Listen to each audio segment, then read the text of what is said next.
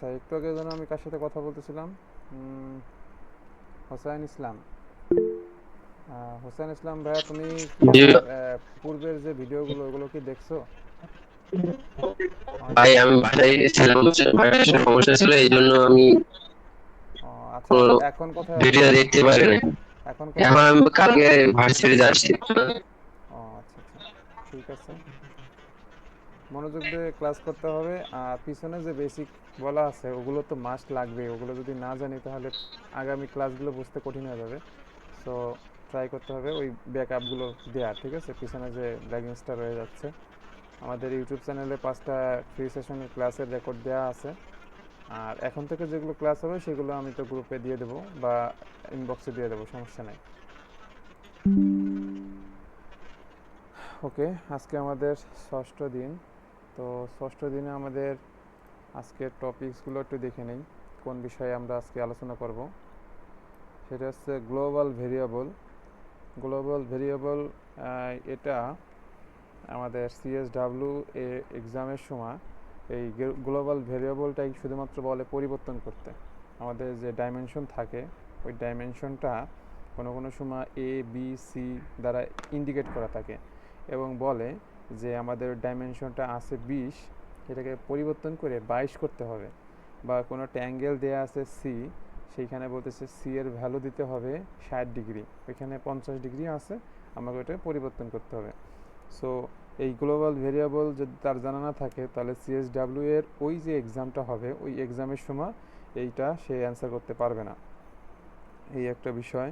তারপরে material selection আছে, যেটা আমরা গত ক্লাসে বলছি ম্যাটেরিয়াল সিলেকশন কীভাবে করতে হয়। তারপরে যেহেতু আজকের দিনে স্পেশালিস্টভাবে রয়েছে, সেটা আজকে আমি আবারও দেখাবো। তারপরে আছে অ্যাপিয়ারেন্স, মানে আমরা যদি ওটাকে কালার করতে চাই কীভাবে কালার করব। তারপরে আছে ডিসপ্লে স্টাইল, সো ডিসপ্লেতে কেমন দেখা যায়, কিভাবে বিভিন্ন ধরনের স্টাইল আছে সেই স্টাইলগুলো কীভাবে চেঞ্জ করতে হয় সেটা দেখব। তারপরে আছে অ্যাপ্লাই স্ক্রিন, এটা দরকার নাই।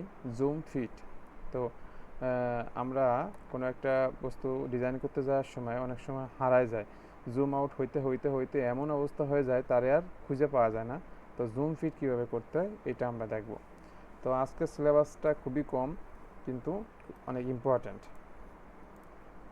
ওকে, সলিডওয়ার্কসে আমরা প্রবেশ করলাম। ফার্স্টে আমাদের কাজ হচ্ছে গ্লোবাল ভেরিয়েবল। সো এইখানে আমরা প্রথমে ফাইলে ক্লিক করব।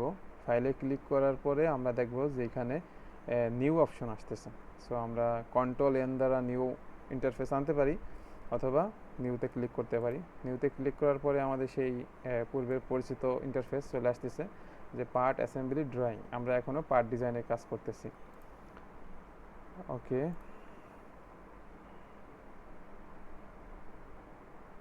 এরপর আমাদের এই যে যে ইন্টারফেসটা আছে মোটামুটি কিছুটা অনেকেরই পরিচিত হয়ে গেছি আমরা, যে এইগুলো হচ্ছিল আমাদের প্লেন, এখানে আমাদের ইউনিট এবং এইখানে আমাদের বিভিন্ন ধরনের টুলসের বিভিন্ন ধরনের ফিচার্স রয়েছে।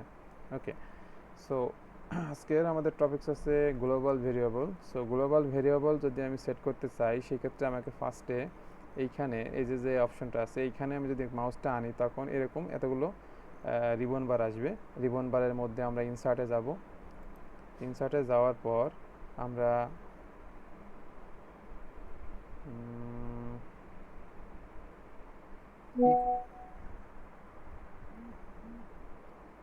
ওকে, এক মিনিট।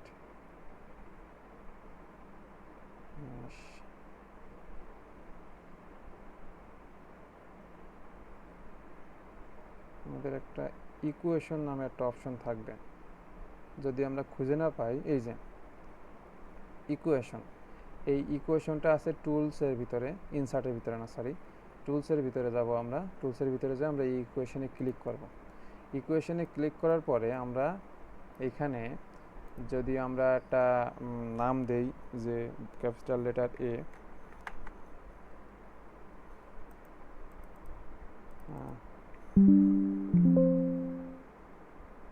আচ্ছা, টুলস ইকুয়েশন, এখানে দেব ক্যাপিটাল লেটার এ। আচ্ছা, এই ভ্যালুটা দিব মনে করলাম 50। আবার আরেকটা গ্লোবাল ভেরিয়েবল আনতে চাচ্ছি, সেটা হচ্ছে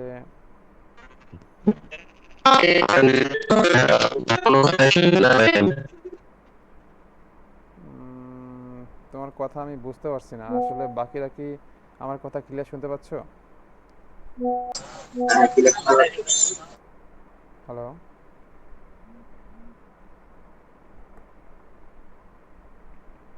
হ্যালো?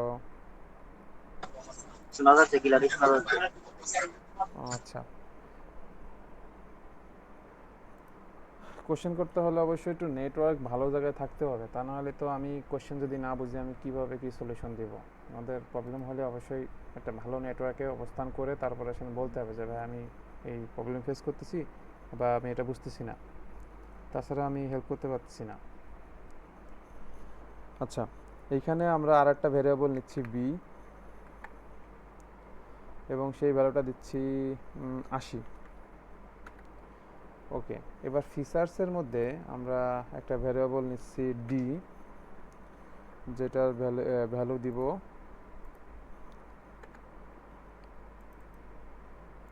ফিচার্সের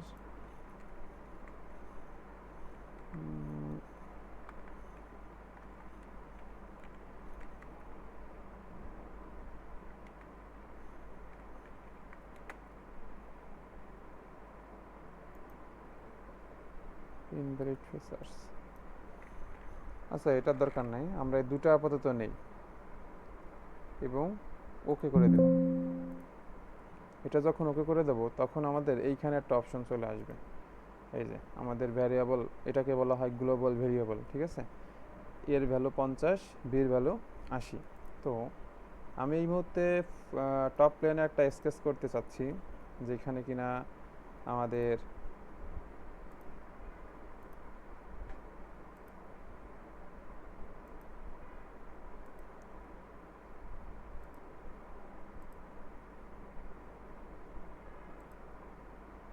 এরম একটা কিছু ড্র করলাম, এবং এখানে আমরা চাচ্ছি যে এই যে যে ডাইমেনশনটা আছে, এই ডাইমেনশনটা দেব হচ্ছে আমরা বি। যখন বি ক্লিক করব তখন এখানে কিন্তু সেই গ্লোবাল ভেরিয়েবলটা চলে আসবে। ওকে, এটা দিলাম, টিক চিহ্ন দিলাম এবং ওকে দিলাম। তার মানে আমি কিন্তু এখানে 80 লিখি নাই, কষ্ট করে আর 80 লেখার প্রয়োজন হয় নাই। তো কিছু কিছু জায়গা, যেমন এরকম জায়গা যেরকম ফিক্সড বলে দেবে, ভ্যালুটা ফিক্সড। ওকে, সো ওইটা পরবর্তীতে যদি পরিবর্তন করতে হয় তখন এখানে ক্লিক করে পরিবর্তন না করে আমরা শুধুমাত্র গ্লোবাল ভেরিয়েবল যে জায়গায় সেট করছি সেই জায়গা চেঞ্জ করব। শুধুমাত্র এখানে যদি আমরা চেঞ্জ করে দেই, এখানে ইকুয়েশনে যে রাইট বাটন ক্লিক করে ম্যানেজ ইকুয়েশনে যে আমরা এখানে 80 জায়গায় যদি আবার 60 করে দিই, তাহলে যত জায়গায় আমরা এই ভ্যালুগুলো দেবো তত জায়গায় এটা অটোমেটিক্যালি পরিবর্তন হয়ে যাবে, তখন আর আমরা ধরে ধরে পরিবর্তন করার প্রয়োজন হবে না। ওকে, এখন আমি চাচ্ছি যে আমাদের এই ভ্যালুটা হবে এ।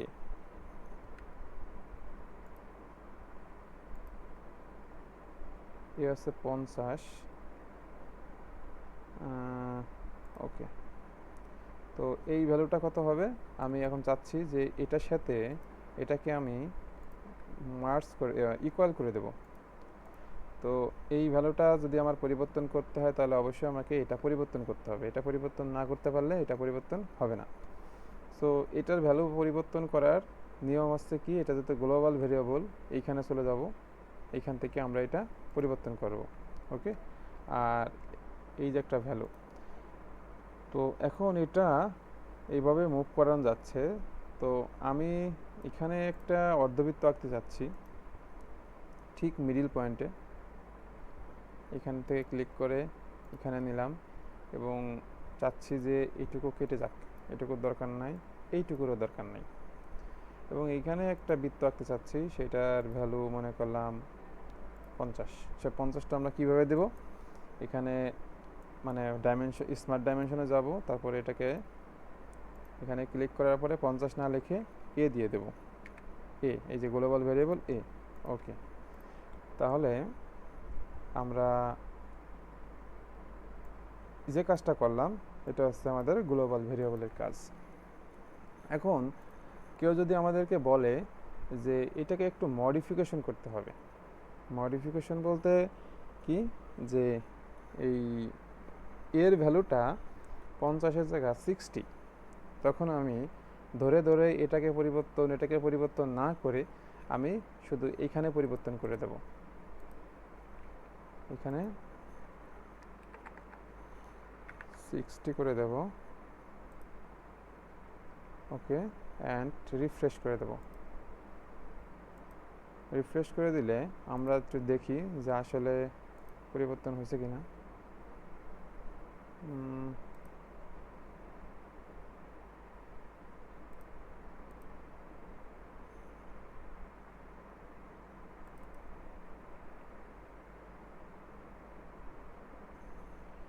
আচ্ছা, সামথিং রং, কিছু একটা প্রবলেম হয়েছে মনে হয়। আমি এটা পরে একটু রিসার্চ করে জানাবো। বাট এইভাবে আমাদের গ্লোবাল ভেরিয়েবল পরিবর্তন করতে হয়। যে এই ভ্যালুটা যদি চেঞ্জ করতে হয় তাহলে কি করতে হবে, আমাদের এইখানে চেঞ্জ করতে হবে। যে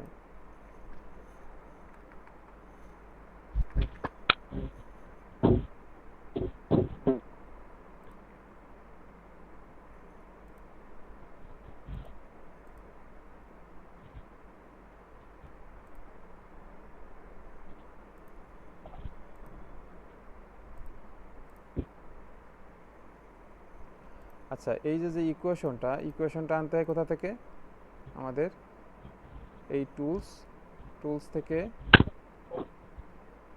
এখানে আছে ইকুয়েশনে ক্লিক করলে আমাদের এটা চলে আসবে। তারপরে আমরা এই ভ্যারিয়েবলগুলো দিয়ে দেব।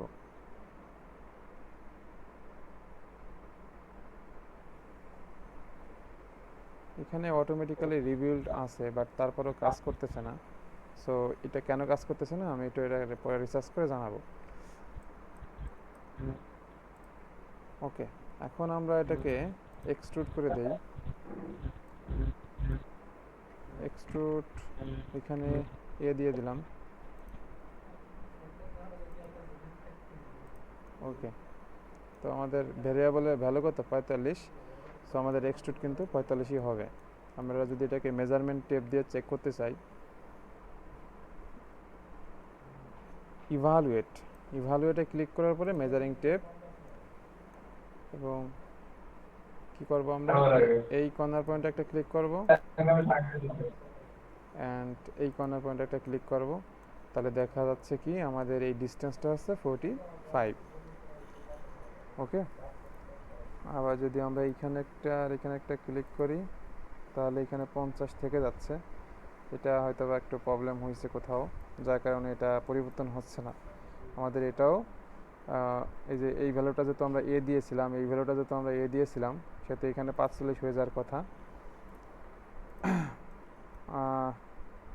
ফরহাদ, শালম ভাই যারা আছি, একটু রেসপন্স করি যে গ্লোবাল ভেরিয়েবলটা কোথায় আছে এবং কিভাবে আনতে হয় সেটা কি আমরা বুঝতে পারছি?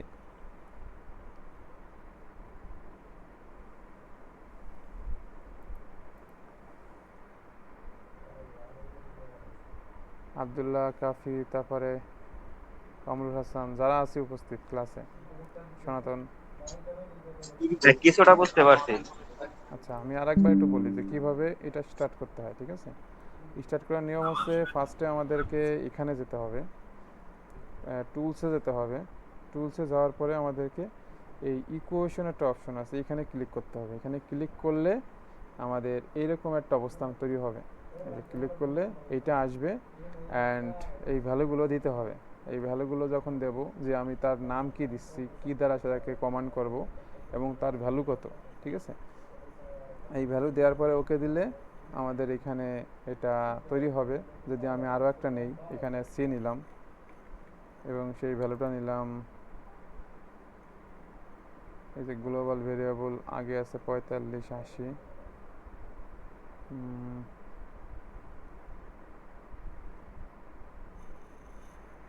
70।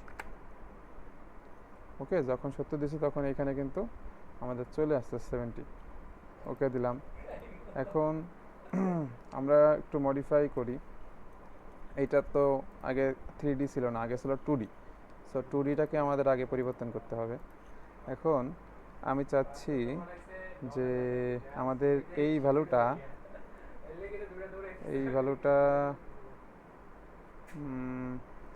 এইখান থেকে এটা আসি, কিন্তু এইখান থেকে এটার ভ্যালু আমরা মানে দেই নাই। সো এটার ভ্যালুটা দেই। ওকে, এটার ভ্যালু দিতে চাচ্ছি সি। সি দিয়ে এটা ক্লিক করলাম এবং ওকে, অ্যান্ড ফাইনালি ওকে। তো এই যে ভ্যালুগুলো আছে ডিরেক্টলি কমান্ড দিয়ে নিয়ে আসা, এটা হচ্ছে গ্লোবাল ভেরিয়েবলের কাজ। তো পরীক্ষার সময় কি বলে যে এই ভ্যালুগুলো পরিবর্তন করতে বলে। এই ভ্যালুগুলো পরিবর্তন করলে অবশ্যই এটা ছোটো বড়ো হয়ে যাবে। ছোটো বড়ো হয়ে গেলে তাহলে কি হবে, এটার ওজন কমে যাবে, বেড়ে যাবে। সো পরীক্ষার সময় বলে যে এটা পরিবর্তন করার পর তাহলে তখন তার ভর কত, মাস, যেটা আমরা এখানে ক্লিক করলে মাস খুঁজে পাই।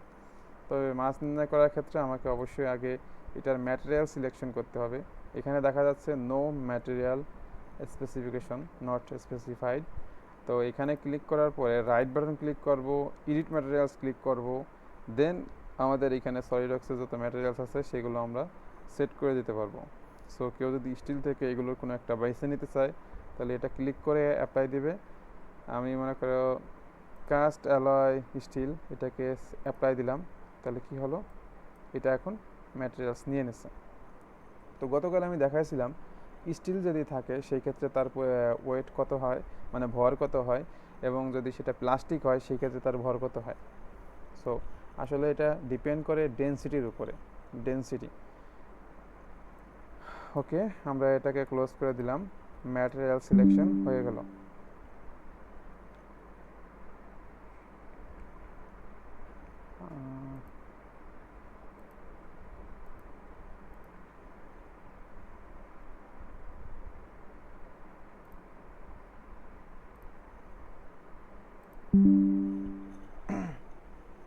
আমরা তাহলে দুটো বিষয় অলরেডি ক্লিয়ার, যে গ্লোবাল ভেরিয়েবলের ইকুয়েশন কীভাবে আনতে হয় বা এটা পরিবর্তন কোথা থেকে করতে হয়।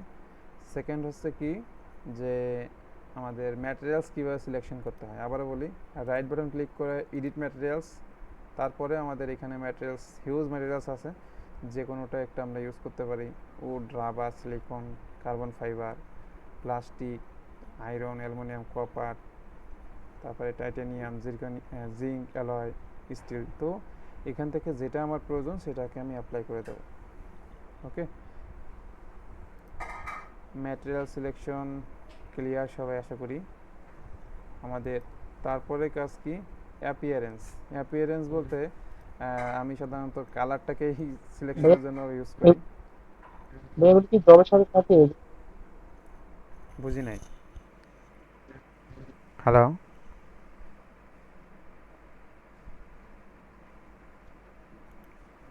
বলছিলাম কি, মানে কোন একটা জবের সাথে কি এই ম্যাটেরিয়াল গুলো নির্ধারণ করা থাকে? অ্যাপিয়ারেন্স নির্ধারণ করা থাকে কি না তাই? না, ম্যাটেরিয়ালস গুলো মানে কি ম্যাটেরিয়াল গুলো দিলে কেউ কি তার কথা কেউ বুঝতে পারতেছি যে সে কি বলতেছে? আমি আসলে তার কথা বুঝতে পারতেছি না। যদি সমস্যা ভাইয়া, হয় তাহলে হ্যাঁ হ্যাঁ, সনাতন বলো। আমার মনে হচ্ছে ও বলতেছে যে যখন আমরা একটা কোনো বস্তু তৈরি করব তখন কি আমাদের ওই ম্যাটেরিয়ালস বা কেউ যেন আমাদের কোনো ডিজাইন করতে বলে তখন কি ওই ম্যাটেরিয়ালস আমাদের সিলেক্ট করতে হবে না হবে না, এটা বলতেছে। যখন 3D প্রিন্টের কাজ করি তখন তো ম্যাটেরিয়াল সিলেকশন করে দিতে হবে, কারণ 3D প্রিন্টার বা সিএনসি মেশিন যেগুলো আছে প্রোগ্রামেবল, সেগুলো তো ওই প্রোগ্রাম অনুযায়ী কাজ করে। সো আমি যদি ম্যাটেরিয়ালস দিয়ে দেই প্লাস্টিক আর আশা করতেছি স্টিল, তাহলে তো হবে না, ঠিক না? সো তখন আমাকে অবশ্যই ম্যাটেরিয়াল সিলেকশন করে দিতে হবে। আর যদি এমনি নর্মালি একটা 3D ভিউ দেখতে চাই, ঠিক আছে, সেই ক্ষেত্রে ম্যাটার না। জাস্ট আমরা 3D মডেল তৈরি করলাম, শো আপ করালাম যে এই যে এরকম দেখতে আমাদের প্রোডাক্ট। তবে ম্যাটেরিয়াল সিলেকশন করলে কি হয়, একটা রিয়াল একটা ভিউ দেখা যায়। ওকে, আমাদের নেক্সট কাজ কি, যে অ্যাপিয়ারেন্স। অ্যাপিয়ারেন্সটা হচ্ছে আমরা যখন এটাকে একটা ক্লিক করব রাইট বাটন, তখন এইখানে দেখো এইরকম একটা অপশন দেখা যাচ্ছে রিবন, যেটা এখানে লেখা আছে অ্যাপিয়ারেন্স। অ্যাপিয়ারেন্সটা আমরা এখানে যখন ক্লিক করব তখন আমরা আসলে কাকে কালার করতে চাচ্ছি, ফেসটাকে, আমি যে ফেসে সিলেক্ট করছি ওই ফেসটাকে, নাকি আমরা এক্সট্রুড করছি ওই অংশটুকে, নাকি বডিকে, নাকি পুরো পার্টটাকে, সম্পূর্ণ পার্টটাকে। এটা ডিপেন্ড করতেছে আমার কোন অংশটুকু আমি কালার করতে চাচ্ছি। সো বাই ডিফল্ট সে পুরো পার্টটাকে বলতেছে যে এই কালারে আছে। আপনি যদি এখন এই কালারটা চেঞ্জ করতে চান সেই ক্ষেত্রে আপনি এখানে ক্লিক করলে এইখানে আমাদের ম্যাটেরিয়ালস থাকবে অ্যান্ড এখানে আমাদের বিভিন্ন ধরনের কালার থাকবে। সো আমি কালার মনে করি এই কালারটা দিতে চাচ্ছি এবং এইখান থেকে এটা দিতে চাচ্ছি। ওকে, তো এটা যখন দেবো তখন কিন্তু কালার থাকবে না। সো এদিকে খেয়াল রাখতে হবে, যদি আমি এটা দেই তখন এইটার যে অরিজিনাল একটা কালার সেই কালারটা থাকবে না। সো যদি আমার কালারফুল করতে হয় তাহলে অবশ্যই এইখানে আসতে হবে। ওকে, এরপর একজন চাচ্ছে যে ভাই উপরে ফেসটা শুধু লাল কালার করতে চাচ্ছে, সেক্ষেত্রে এখানে ক্লিক করব ফেস, শুধু ফেসে ক্লিক করব অ্যান্ড রেড মার্ক করে দিলাম। এখন যা চাচ্ছি ভিতরের অংশটাকে কালো করতে, তখন এখানে ক্লিক করলাম, ফেস ক্লিক করে দিলাম অ্যান্ড ব্ল্যাক করে দিলাম। একটু বেশি ব্ল্যাক হয়ে যাচ্ছে। ওকে, এইভাবে আমরা কালার করে থাকি। অ্যাপিয়ারেন্সের কাজ সবাই বুঝতে পারছি? হ্যাঁ বুঝতে পারছি। আচ্ছা, এইটুকু জানলেই আপাতত এনাফ বেসিকদের জন্য, ঠিক আছে? অ্যাডভান্সদের কাজ তো আলাদা। বেসিক যারা আছি তারা এইটুকু জানলেই তারা তাদের প্রোডাক্ট শো করতে পারবে ইনশাল্লাহ। তারপর আমাদের থাকছে কি ডিসপ্লে স্টাইল। ডিসপ্লে স্টাইল বলতে আমাদের এইখানে যদি ক্লিক করি তখন এখানে অনেকগুলো অপশন আছে। কেউ চাচ্ছে যে এরকম দেখতে, তখন এই স্টাইলটা সিলেক্ট করবে। কেউ চাচ্ছে এরকম ডট ডট দেখতে, যে মাঝখানে যে একটা হলো আছে সেই হলোটাকে এইভাবে দেখতে চাচ্ছে, বা এক কথায় এরকম ভিউ যদি দেখতে চাই সেক্ষেত্রে এটা ক্লিক করতে হবে। যদি শেডেড না দেখতে চাই সেক্ষেত্রে এইভাবে ক্লিক করতে হবে। এখন কিন্তু কর্নারগুলো অতটা শার্প না, ঠিক আছে? এইখানে একটা দাগ দেখতেছিলাম আমরা একটু আগে, এখন কিন্তু সেই দাগটা দেখা যাচ্ছে না। আমি যদি এই উপরের অংশটা দেই তখন কিন্তু এই দাগ দেখা যাবে, এটা দেখা যাবে, এটা দেখা যাবে এবং ভিজিবল থাকে এগুলো, তাই না? যখন আমরা এটা পরিবর্তন করে দেই তখন কিন্তু এটা দেখা যায় না। সো পিকচার অনেক সময় নেওয়ার সময় এই দাগগুলো আমরা চাই না, তো সেই সময় আমরা এই ডিসপ্লে স্টাইলটাকে পরিবর্তন করে দেব। ডিসপ্লে স্টাইল সম্পর্কে আশা করি কোনো কোশ্চেন থাকার কথা না। কোথায় থাকে?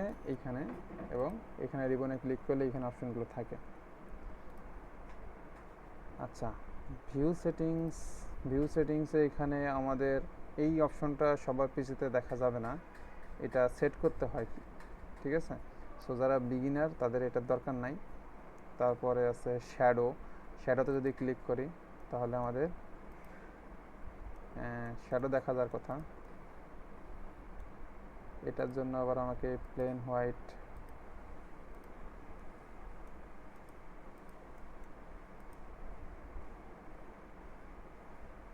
অ্যাম্বিয়েন্ট, প্রসপেক্টিভ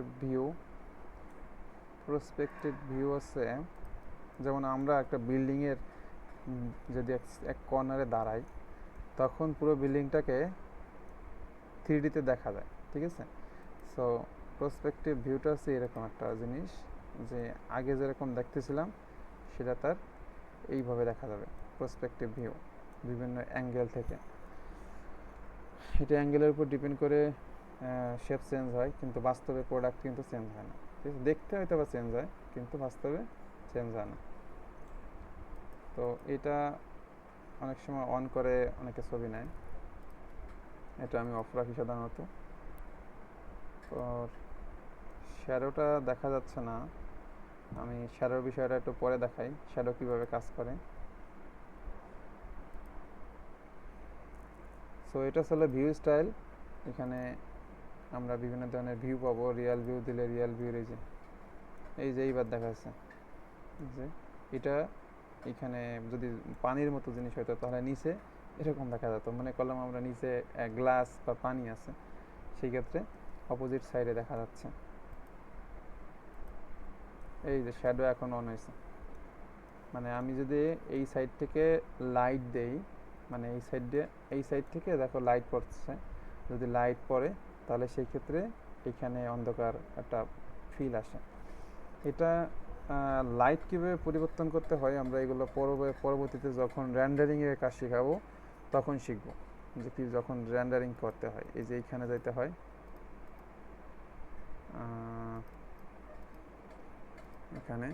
এখানে যাওয়ার পরে এখানে, তারপরে এখানে যে লাইটের অ্যাঙ্গেল আছে এই অ্যাঙ্গেলগুলো পরিবর্তন করতে হয়।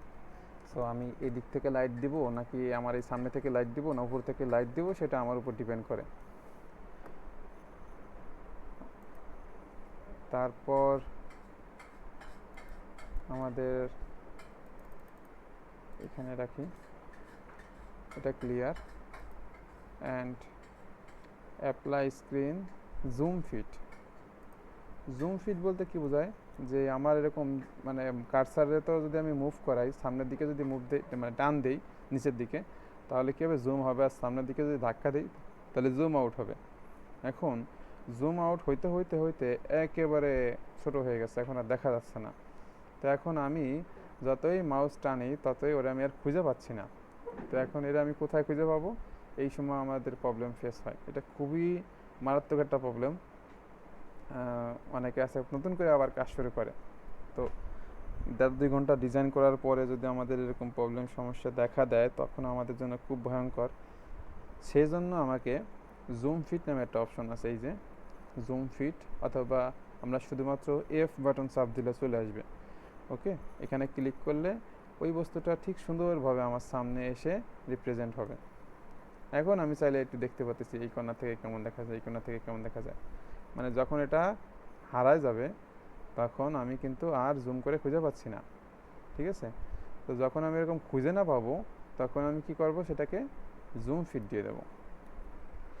আচ্ছা, জুম করার জন্য এখানে আর একটা অপশন আছে, এটাকে যদি আমি ক্লিক করি এবং আমি চাচ্ছি যে শুধুমাত্র এই অংশটুকু জুম হবে, আর কোনো জায়গায় জুম হবে না, তো তখন এইভাবে আমি টান দিলে এই যে আমার সামনে সুন্দর করে জুম হয়ে গেছে। ওকে, আবার দেখাই, এটাকে ক্লিক করব অ্যান্ড এইভাবে যদি আমি এতটুকু অংশ জুম করতে চাই, বাকিটুকু দেখবো না, আমি শুধু এইটুকু দেখতে চাচ্ছি। সো সুন্দর করে জুম হয়ে গেছে। তো তখন আর এই মাউসের কার্সার এই কোনায় রেখে এরকম কষ্ট করে জুম দেওয়ার কোনো প্রয়োজন নাই। আমাদের এইখানে দুটা বিষয় বললাম, একটা আছে জুম ফিট আর একটা আছে জুম টু এরিয়া। যে এরিয়াটুকু আমি সিলেকশন করে দেব সেই এরিয়াটুকু আমরা দেখতে পাবো। জুম ফিট নামে মানে এই দুটা বিষয়ের কি কারো কোনো কোশ্চেন আছে আজকে, যে এখানে ভাইয়া এটা কি বললেন আমি বুঝি নাই, বা একটু আরেকবার বলেন, এমন কি কারো কোনো কোশ্চেন আছে? Zoom fit and zoom area. Zoom ফিটটা বুঝি, কিন্তু জুম এরিয়াটা আবার ক্লিয়ার করে বোঝাইলে ভালো হতো। আচ্ছা, জুম এরিয়াটা আমি চাচ্ছি কি, স্পেস বাটন চাপ দিয়ে টপ প্লেন থেকে আমি দেখতে চাচ্ছি, টপ প্লেন থেকে। ওকে, এই শ্যাডোটা অফ করে দিই, শ্যাডোটার জন্য ভালো লাগতেছে না। ওকে, এখন আমি চাচ্ছি শুধুমাত্র এইখানের যে কর্নারটা আছে না, এই এরিয়াটুকু আমি দেখব, এই এরিয়াটুকু। আর এই এরিয়াটুকু আমি বড় করে দেখব, সেক্ষেত্রে কী করব, এখানে এইভাবে সিলেক্ট করব। সিলেক্ট করার পরে মাউসটা ছেড়ে দিলে এইখানে কিন্তু বড় হয়ে যাচ্ছে। এখন আমি যদি খুব ছোট একটা জায়গা আমি সিলেক্ট করি, যেমন এইখানে, তো এই কর্নারটা কী অবস্থা, সুন্দর করে কিন্তু আমার সামনে রিপ্রেজেন্ট হয়েছে। বাকিটুকু জুম তো হবেই, জুম হয়ে এই কর্নারটা ওই সাইডে চলে যাবে, এই কর্নারটা ওই সাইডে চলে যাবে, শুধুমাত্র যে এরিয়াটুকু জুম করব শুধুমাত্র সেই এরিয়াটুকু জুম হয়ে থাকবে।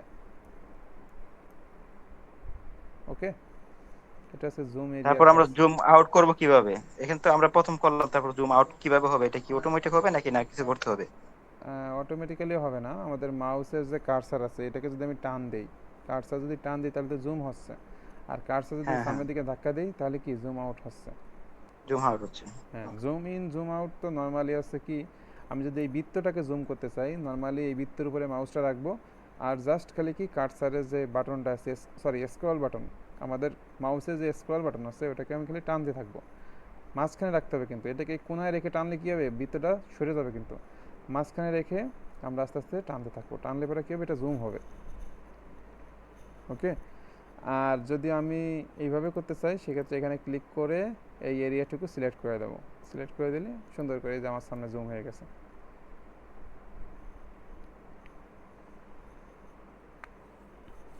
আর কারো কোনো কোশ্চেন আছে? Zoom fit, zoom area. Gazi Abdullah Kafi, তুমি কি ক্লাসে আসো?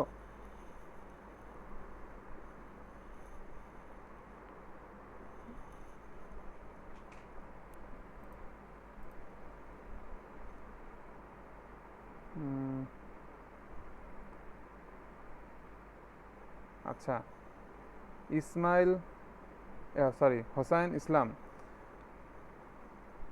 হোসাইন ইসলাম কি আজকেই ফার্স্ট ক্লাস আমাদের? হ্যালো, জি ভাইয়া, ওই যে হোসেন ইসলাম আরাফাতের ফ্রেন্ড। ও আচ্ছা, সে মানে আগে তো জয়েন করে নেয় না? না না না, ঠিক নেট আছে, প্রবলেম। তাকে আমাদের যে ভিডিওগুলো আছে ওগুলো একটু দিয়ে দিও, ঠিক আছে? আচ্ছা ভাইয়া। আমাদের আগামীতে কয়দিন বন্ধ আছে? 3 দিন, শুক্র, শনি, রবি। বলা যায় সোমবারের রাতে যেহেতু ক্লাস হবে, সোমবার পর্যন্ত বন্ধ। সো এর মাঝে ওই ভিডিওগুলো দেখে প্র্যাকটিস করে ফেলতে হবে। পিছনের ব্যাকআপ যদি না থাকে, মানে জানানো না থাকে, তাহলে কিন্তু ক্লাস সে বুঝবে না, আগে থেকে বলতেছি। সো ফারহাদ, তুমি কি ক্লাস থেকে লিভ হয়ে গেছিলে নাকি? হ্যালো ভাইয়া ফারহাদ। অনেকে মাঝে সাঝে লিভ হয়ে যায় অটোমেটিকলি, নেটওয়ার্কের সমস্যা মনে হয় একটু। হ্যাঁ, পোর নেটওয়ার্কে যদি থাকি তাহলে আমাদেরকে অবশ্যই সফটওয়্যার থেকে, মানে থেকে বের করে দেবে, ওয়েবসাইট থেকে। এই জন্য যেখানে ভালো নেটওয়ার্ক আছে শুধু ক্লাস টাইমে ওইখানে থাকার চেষ্টা করতে হবে। যখন আমার অনলাইনে ক্লাস হতো 2020-21 সালে ইউনিভার্সিটির, তখন আমার খুবই ভোগান্তিতে পোহাতে হয়েছে। আমি কখনো বাসা থেকে আমার 2-3 কিলোমিটার দূরে চলে গেছি, মামার বাসায় চলে গেছি, তারপরে নদীর কিনারে চলে গেছি, মাঠে চলে গেছি। নেটওয়ার্ক কোথায় আছে ভালো, কারণ কি ক্লাস টাইমে লাইভ ক্লাস যেহেতু আমাকে অবশ্যই স্যারের কথা শুনতে হবে। যদি না শুনি তাহলে তো আর আমার মনে থাকবে না। এই জন্য যেখানে নেটওয়ার্ক ভালো থাকে সেখানে চলে যেতে হবে, কিছু করার নাই। কারণ আমরা অনলাইনে ক্লাস করতেছি, অফলাইন হলে তো এই সমস্যাটা হতো না।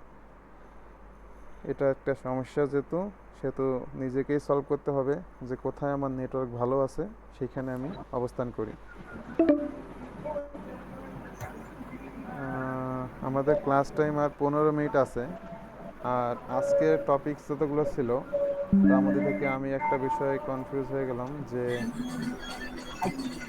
এই গ্লোবাল ভেরিয়েবলটা পারফেক্টলি কাজ করলো না।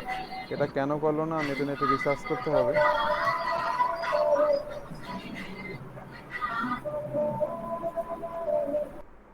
গ্লোবাল ভেরিয়েবলটা, আচ্ছা ভাইয়া, হ্যাঁ সনাতন বলো। আমি গতকালে একটা কাজ করছিলাম, হুম যেখানে এই যে গ্লোবাল ভেরিয়েবলের যে কাজটা আছে না, হুম ওই জায়গায় দেখলাম যে রেড মার্ক হচ্ছে। রেড, হ্যাঁ রেড মার্ক হচ্ছে একটা। তারপর মনে করেন যে আমার চাপা লাগছে, প্রথমে মনে করেন যে ইকুয়াল চাপা লাগছে, তারপর আমি গ্লোবাল ভেরিয়েশন চাপে এর মানটা দিব না বি মানটা দিব, তারপর আমার কষ্ট লাগছে। সেক্ষেত্রে দেখা গেছে যে আমার মার্কটা, মানে যে মানটা বসেছি সেই মানটা রেড কালার আসছে, আর সামনে একটা মনে করেন যে আসছিল। হুম আচ্ছা, এটা মনে হয় আমি আজকে মিস্টেক করছি, আমি একটু দেখি। রেড মার্কটা ইকুয়াল দিছিলাম না, আমাদের আজকে ফর্মুলা যখন লিখি তখন কিন্তু আজকে আমরা ইকুয়াল দিইনি, তাই না? তো ওটা দেখি, হ্যাঁ মনে হ্যাঁ, হয় আমরা, মনে হয় ওটা মিস্টেক হয়েছে। এখানে প্রথমে ইকুয়াল, ইকুয়াল, তারপর আছে গ্লোবাল ভেরিয়েবল, এখানে ক্লিক করব। হ্যাঁ, হ্যাঁ যে সুন্দর মানটা সুন্দর। দিব। এই যে ঠিক বলছো, এই ইকুয়েশন, এই সিম্বলটা থাকতে হবে। ওকে, আবার এখানে দেই। তাহলে আমরা আজকে মিস্টেক করছিলাম কি, ইকুয়াল দিচ্ছিলাম না। ইকুয়াল গ্লোবাল ভেরিয়েবল, এখানে ক্লিক করার পরে আমরা যে তিনটার মধ্যে যে কোনো একটা দিব। সো এটার ভেরিয়েবলটাও হবে এটা। ওকে, অ্যান্ড এটাও হবে সেম।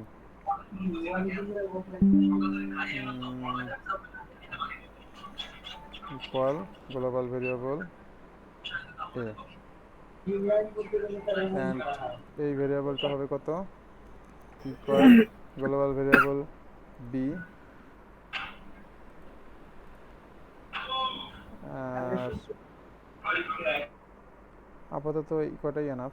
আমি এটাকে একটু ডিরেক্ট গ্লোবাল ভেরিয়েবল না দিয়ে নর্মাল ভেরিয়েবল একটা দিয়ে দিলাম, এটাকে দিয়ে দিলাম 200 না 150। ওকে, অ্যান্ড এটার সাথে এটা কোসেন্ট্রিক রিলেশনে আছে। কোসেন্ট্রিক রিলেশনে কি আছে? এখানে তো কোনো রিলেশন দেখছি না। সো এখানে একটা ক্লিক, এখানে একটা ক্লিক করে আমরা কোসেন্ট্রিক করে দিলাম, মেক কোসেন্ট্রিক। ওকে, এখন এটা মুভ করবে না।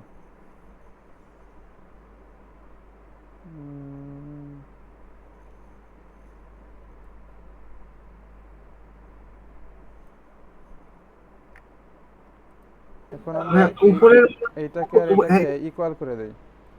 হ্যাঁ হ্যাঁ ওইটা মনে হয় ওইটা মনে হয়। এখন আমাদের এই যে যে অংশটা আছে আর এই অংশটা আছে, এটা কিন্তু ইকুয়াল রিলেশন নাই, যার কারণে এটা বড় হচ্ছে, এটা ছোট হয়ে যাচ্ছে। ঠিক আছে, তো এটাকেও আমরা ইকুয়াল করে দিই। ওকে, অ্যান্ড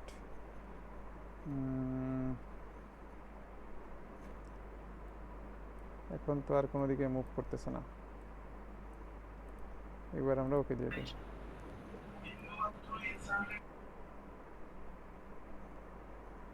সো আমরা একটা বিষয় দেখতে পাচ্ছি যে আমাদের এই দুটো এখনো কালার নীল আছে, ব্লু কালার আছে, তাই না? এটার কালারটা ব্ল্যাক হয়ে যাওয়ার কথা ছিল। যখন ব্ল্যাক হয়ে যাবে তখন এটা ফুললি ডিফাইন হবে। তো আমি এটার একটা ভ্যালু সেন্টার থেকে দিয়ে দেই 75, এবং এখান থেকে এটা বাই ডিফল্ট সে বুঝে গেছে।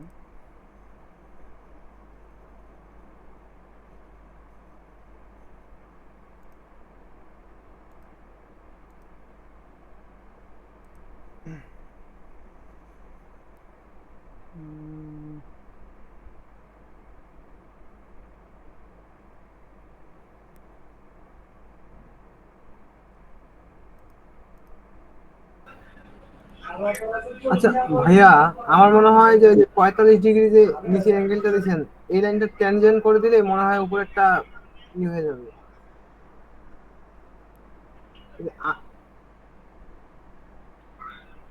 এখানে কি কোনো অ্যাঙ্গেল দেখা যাচ্ছে? আমি তো সব 90 ডিগ্রিতে কাজ করছি। এটা ভার্টিক্যাল, এটা হরাইজন্টাল, ভার্টিক্যাল, হরাইজন্টাল। হ্যাঁ ভাইয়া, এই যে উপর যে জায়গায় গেলেন এই জায়গায় যদি ট্যানজেন্ট করে দেন তাহলে মনে হয় তো রেড কালার আসার কথা। ট্যানজেন্ট কেন করব? এটা তো এখানে 90 ডিগ্রি আছে। 90 ডিগ্রি আছে, কিন্তু এই এই এই এই যে 80 ডিগ্রি গায়া যে 80 আছে, হুম, গায়া এই 80 আর হচ্ছে 45 ডিগ্রি যে লাইনটা আছে, এটা এটার সাথে এটা একসাথে আছে না? হুম। ওই হিসেবে আমাদের এই লাইনটা ট্যানজেন্ট, এখানে ট্যানজেন্ট একটা রিলেশন দেওয়া লাগে না? দাঁড়াও, কো লিনিয়ার করে দিই।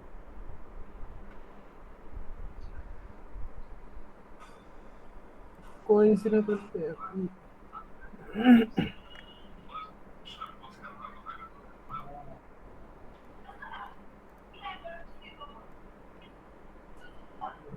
দেখছো একটা পরিবর্তন হচ্ছে।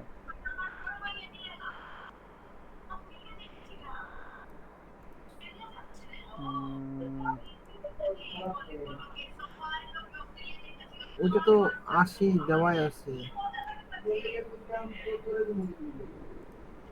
না, এখানে কাহিনী আছে। এই লাইন থেকে এই লাইনের দূরত্ব 80, বাট এইটার যে রেডিয়াস, সেই রেডিয়াসটা কিন্তু নাই, এবং এই রেডিয়াসটা আমাদের অটো নিয়ে নিচ্ছে। এখন আমরা এই 80টাকে একটু ডিলিট করে দিই আগে, এইবার এই রেডিয়াসটাকে সেট করি।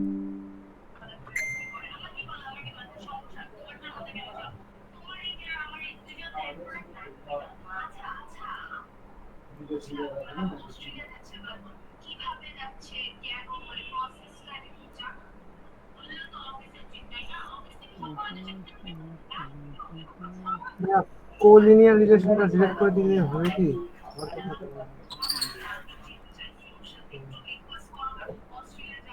এটা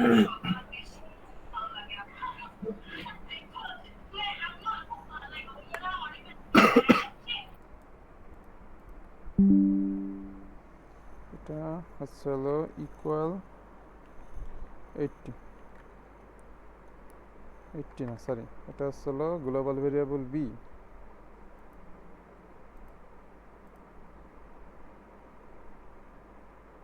সো রেডিয়াস তো এত হবে না,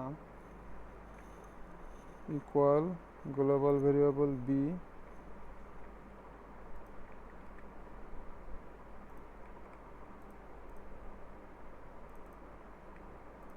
ভাগ 2।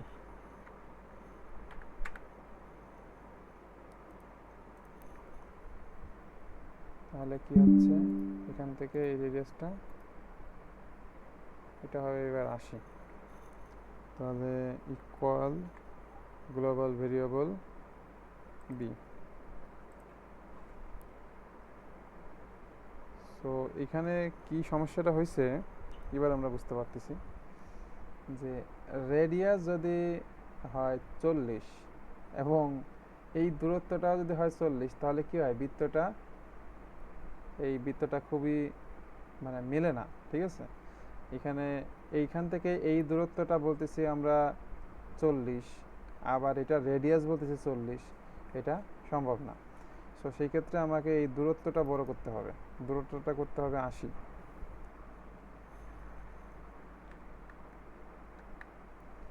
এইবার মিলছে, মানে আসলে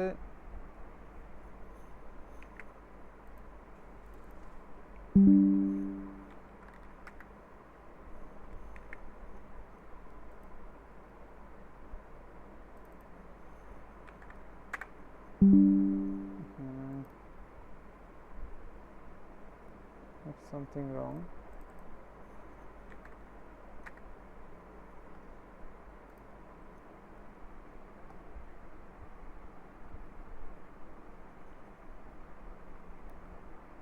ও আচ্ছা আচ্ছা, এখানে দুই জায়গায় গ্লোবাল ভেরিয়েবল সেট করলে ঝামেলা হচ্ছে। সেটা হচ্ছে এইখান থেকে এই ডিস্টেন্স আছে গ্লোবাল ভেরিয়েবল 80, আবার এইটার রেডিয়াসও বলতেছে 80। সো এটা পসিবল না, সেক্ষেত্রে আমার এই গ্লোবাল ভেরিয়েবলটা ডিলিট করে দিতে হবে এবং ফাইনালি আমাকে এটাকে পরবর্তীতে এটা ইকুয়াল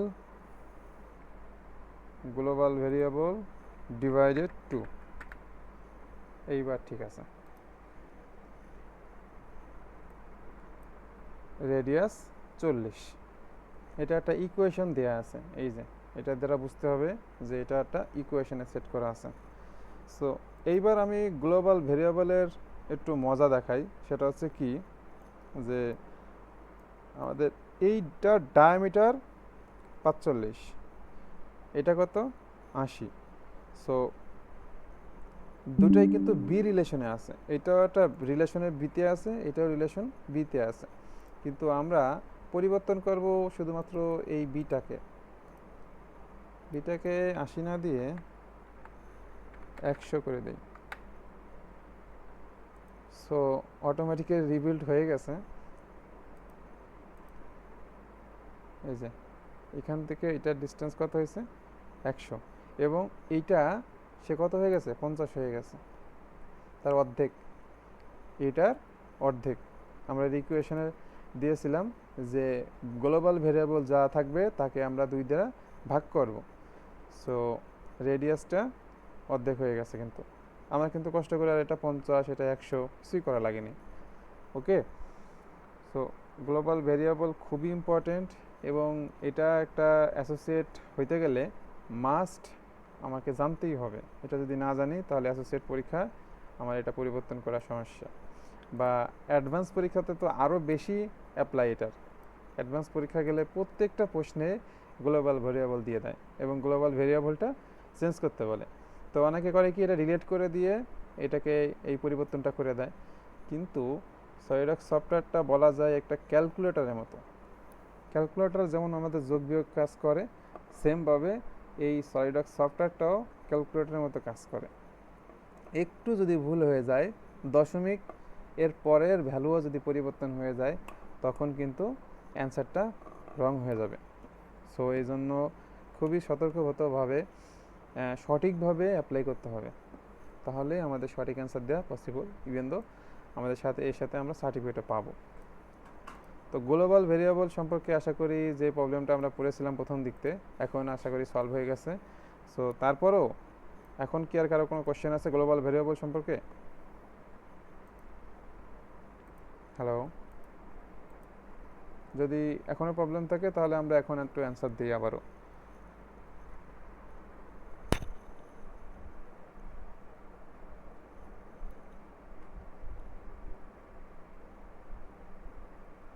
শাহ আলম ভাই, হ্যাঁ বলো। ভাই এটা কি বুঝতে পারছেন? কিছু কিছু বুঝতে পারছি, গ্লোবাল ভেরিয়েবল যেহেতু ইম্পর্টেন্ট, এটার আর একটা ক্লাস নিলে মনে হয় ভালো হবে। আর একটা ক্লাস তো অবশ্যই আমরা বলবো, কিন্তু তারপরেও আজকে যত সময় এই টপিক্সটার জন্য, আজকের লেসনে আমাদের গ্লোবাল ভেরিয়েবল আছে, সো আজকে ক্লাসে আমি কমপ্লিট করতে চাচ্ছি। নেক্সটে আমাদের কাজ করতে গেলে গ্লোবাল ভেরিয়েবল পরিবর্তন কীভাবে করতে হয় সবগুলোই আমরা অবশ্যই প্র্যাকটিস করব। নেক্সটে আমাদের এটা তো ইউজ করতেই হবে।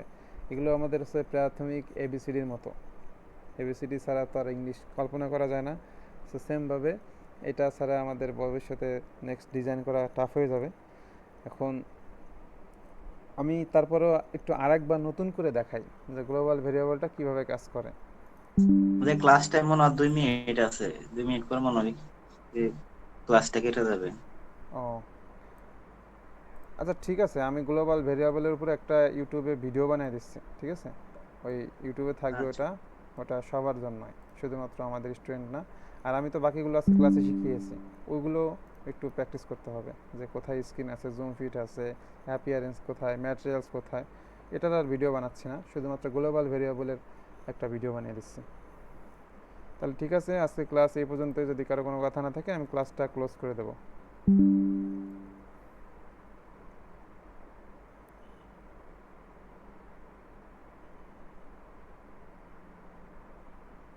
আচ্ছা, মনে হয় কোনো কথা নাই, ঠিক আছে।